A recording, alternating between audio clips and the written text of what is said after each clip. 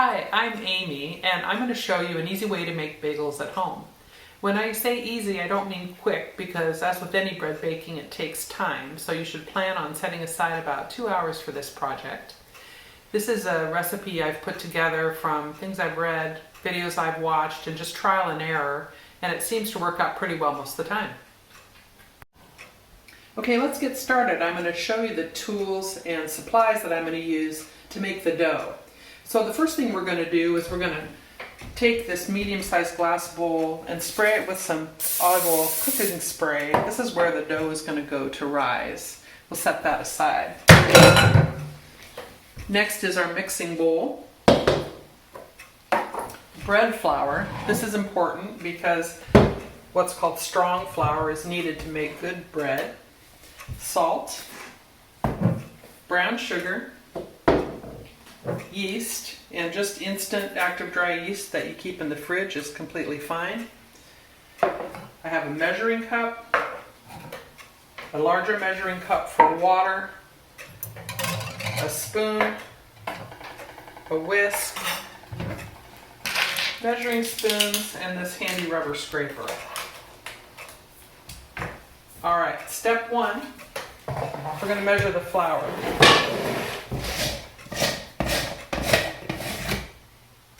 I use the scoop and scrape method, so that means scooping in gently. You don't want it to pack or settle, and scraping off the top. We're going to measure out 4 cups of bread flour.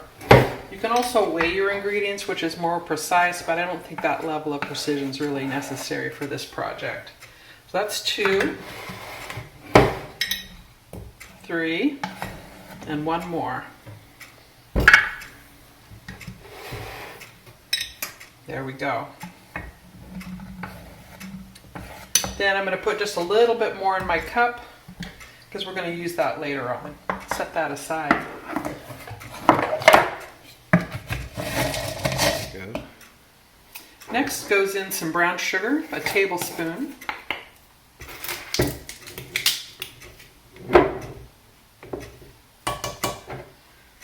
And a tablespoon of salt.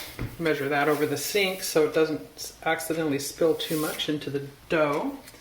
We're not going to add the yeast yet. It's important, I understand, not to put salt and yeast close together because it can apparently damage the yeast. So I just put these 2 ingredients in first, and I use my hands to mix it together and to break up any larger chunks of brown sugar that might be in there. All right, next, a tablespoon of yeast just goes in. You really don't need to proof the yeast. If it's not expired and it's been kept in an airtight container in the fridge, it's probably perfectly fine. I've never had any problems just using it dry right into the flour mixture. So we stir that in. And then we're going to pause for a minute to kind of tidy up our workspace here. Now it's time to add some water. I'm going to add some lukewarm tap water, not hot, not cold, 1 cup and 3/4. And you just pour it right in the middle there, and then use the spoon to combine it. You can see it looks pretty soupy right now, but the more you stir, the more it starts to come together into a shaggy dough.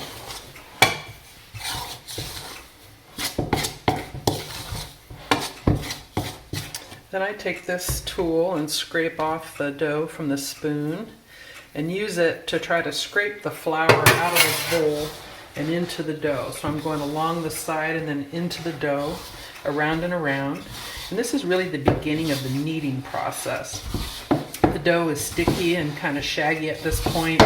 And so the idea here is to try to get as much of the flour out of the bowl and into the dough as possible. So that's pretty good. And then next step is to use the knuckles of the hand to kind of punch the dough and fold it in. Just kind of punch it down gently and pull it in. And this is also picking up more flour. You'll see now that the dough feels pretty soft and somewhat sticky, quite shaggy. So I'm going to kind of turn it over, use it to wipe up the flour, kind of Put a little in there in the middle. And pretty much you're just trying to get it to the point where it's a ball that you can begin to actually knead on the countertop. So I think we're there. Good enough. Now we'll start kneading. Right, the dough is this shaggy, kind of sticky ball. We're going to put a little bit of flour on the surface here. Really important to try to avoid adding a lot of flour at this stage. It's tempting to do that because at first the dough feels quite sticky and you think, oh, it's too wet, I need to add more flour. But if you do that, it will change the flour proportions in the dough and you'll end up with tough, hard bagels. So the key here is to just not press too hard. If you press hard, it tends to stretch and break the structures, which makes it continually sticky, and then you want to add more flour and it never works out. So I'll just start, the way I do it is I have the dough in front of me, kind of in this shape. Think of a line down the middle. I'm taking it by the end, holding the bottom, and just pushing it in and turning it. Holding it at the bottom, pushing and turning like that. Pushing it out, turning it, so that there's always this line facing you. And you always want to have the same side of the dough up when you're working on it. So I'm just gently pulling and pushing, turning, pushing. And if your hands start to get a little bit sticky, you can put a teeny bit of flour on them. And the same with the surface here, but you really want to keep that surface very lightly floured and nothing more than that. So there's a number of good sites to go to learn how to knead bread properly. Ones I found particularly helpful are a site called Baking with Jack, and also the King Arthur Flour website has a lot of videos about kneading bread. And the main thing I always wondered about when kneading bread was, how do I know when I've kneaded it enough? And I'll show you when we get to that point, but what you're looking for is for the dough to become smooth. You can see right now how it's really rough. You want it to get it to be smooth and rubbery. And the more you knead it, the more you'll get there. You also don't want it to be sticking to the board. You can tell it's getting close to being done when it's not sticky anymore. And then the final test is pressing down on the dough and having it spring back quickly. You can see right now I press down, it kind of sticks. That means it's really not ready. So I'm just going to keep doing this, and then we'll come back when it's close to being ready to be done. All right, I've been kneading for 10 or 15 minutes or so, and you can see that the dough looks a lot different than it did before. You can see that it's smooth and it's real rubbery as opposed to that shaggy, rough dough from before. One thing that I did during the break was when I got close to being done kneading, I just set it face down on the board like that, and I just let it sit for about a minute, 2 minutes. And then I came back to finish up the kneading, and this is really what it looks like when it's ready to go. And the main test is press, and if it bounces back like that quickly, it's ready to go. So I kind of pull the edges together around the surface of the dough ball, so they kind of collect at the bottom a bit, and then just drop it into this glass bowl that has cooking spray in it. I'm covering it now with some plastic wrap, nice and snug, makes a cozy environment for the dough to rise. And then it doesn't really matter where you put it. You could leave it at room temperature if you want. You don't need a special proving bin or oven or anything like that. I put mine in my hall closet just because it happens to be a little warmer in there than the rest of the house. And it should rise for at least 45 minutes, but it can take up to an hour to an hour and a half. What you're looking for is for the dough ball to double in size, and in this bowl that means I want it to rise almost to touching the film on the top, but not quite. And then when it's done, we'll move on to the next step. While the dough is rising, you can take care of other steps you're going to need to get accomplished in order to move on to complete the bagel project. So having a large baking pan is helpful. We're making 8 bagels today, and it's important for them all to be baked in one batch, because if you try to do 2 batches and you have your second batch sitting around, the bagels are going to continue to rise and they will overproof and then be flat. So 8 in one shot on a big sheet like this is great. I like to line my baking sheet with a piece of parchment paper, cut it to approximately the size of the pan. Give the pan a quick light coating of cooking spray, and then the parchment paper will just stick nice and flat on that thin coating of oil. Spread it out. And the next thing to add is some cornmeal. Sprinkle this over the parchment paper.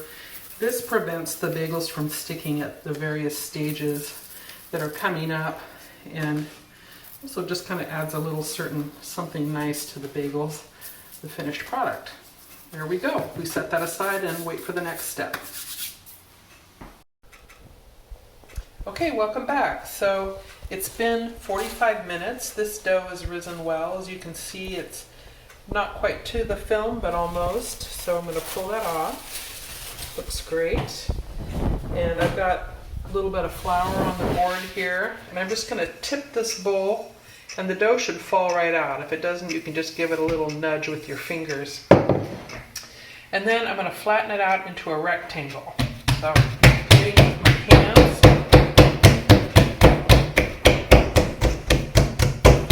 Out. And this is my way of shaping bagels. There's lots of different approaches. I've tried different ones. This one's just the easiest for me.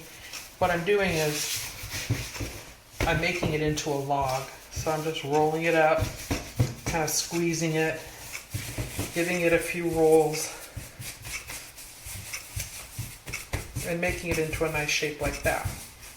All right, then what I do is I take a cutter like this, although a knife would do fine, and slice it down the middle, and then each of these in half again and half again in the middle, and then in half and in half, and then I just pick them up like this, and I just put my fingers through the bottom of them like that, just kind of stretch them open, maybe give them a little go like that, and then just put it on the tray. Here again, I just tip it on its side, put fingers through it, stretch it out, put it on there. So this way creates kind of a nice ridge on the top of the bagel. And I like the look of it when the bagel comes out of the oven. Other people roll them into ropes. Some make them into buns, and then make lots of different approaches, but this is just simple, produces a pretty uniform bagel, and you end up with that nice little ridge which holds the toppings nicely and looks pretty. Alright, we're almost done. One more. Alright, and then I'm going to take a clean kitchen towel. I like using this nice lightweight muslin style, and just kind of put it over the bagels lightly, and then they're going to sit for another 20 minutes. Then we'll move on to the next step. Another thing you can do while waiting for your bagel dough to rise is to get your boiling water prepared. As you know, the essence of a bagel is the boiling step, otherwise it's just bread. So I've got a large pot here, it's about half full of water. I'm going to add some things, and shout out to Paul Hollywood for this part, because I saw a bagel recipe that he prepared that involved these steps, and I think it really makes a nice difference. So what I'm adding is a teaspoon of baking soda. This helps with the kind of tough exterior that you want, the chewiness. And then this is molasses. I'm going to add a tablespoon of molasses to the water. This kind of helps give the bagels a nice color, and it also just adds a teeny bit of flavor that's a nice accent to the saltiness of the bagel. So I'm just going to stir this in here, and then I'm going to put a lid on it because we're going to just use the lid to help the water boil when it's time. It's not time yet, we're just getting it ready. Okay, so these bagels have been resting for 20 minutes. You can see here they are. You may be thinking they look a little small, but actually they'll puff up and get bigger through the next steps of the process. So we're just going to continue to leave them covered. We're going to set the oven at 400 degrees. We're going to start the water into the covered cooking pot to get our boiling water going. And then we need a spoon to help us with the boiling process. So this nice big flat slotted spoon is a good one. Sometimes I use this one. Both of these are from the Asian grocery store. All right, so as soon as the oven is preheated, we'll move on to the boiling step. The other thing you can do while your bread dough is rising is get your toppings ready. So it's nice to have an egg wash to brush over the top of the bagels after they come out of the boiling water and before they go into the oven. This creates a nice kind of golden color on the top, and it helps the toppings to stick. I'm going to be using sesame seeds and poppy seeds.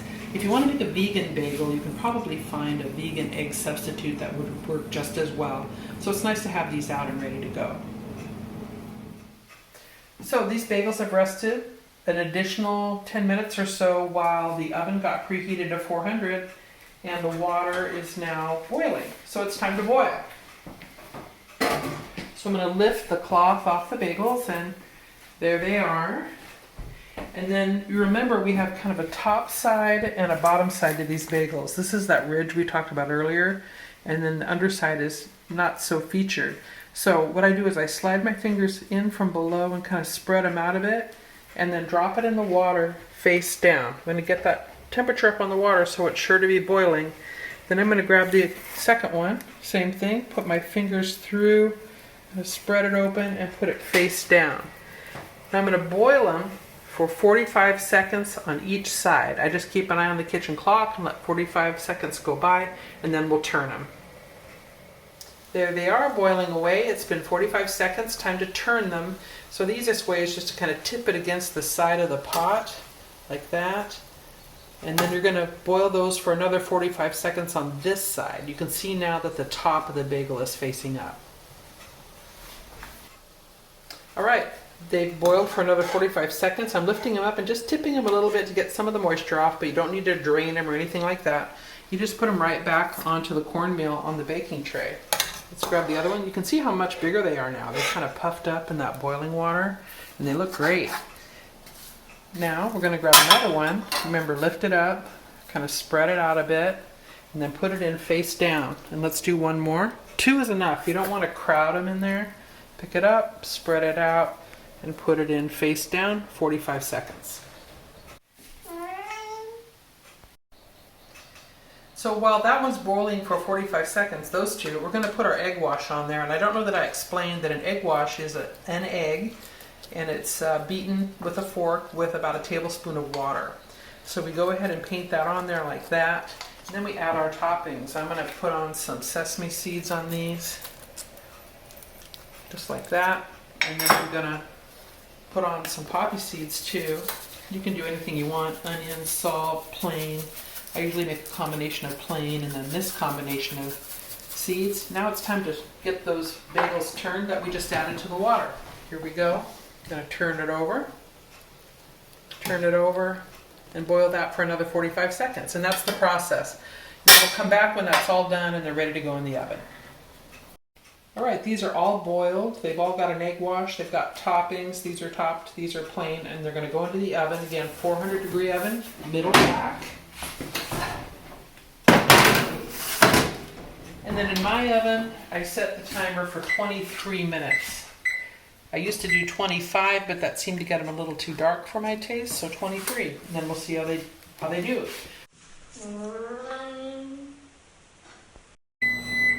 All right, there's the timer at 23 minutes.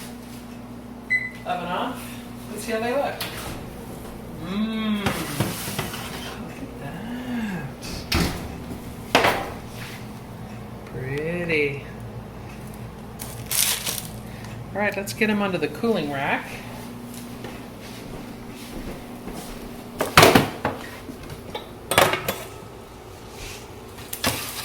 Pretty good. Nice golden color. They've got that cool kind of ridge on the top that I mentioned earlier from the way we formed them. And so you let them cool for a while, slice them open, and they are delish. And they also freeze well. Be sure to slice them first, then put them in a freezer bag and put them in the freezer, and you can just pop them into the toaster and they're really great. There you go. Enjoy.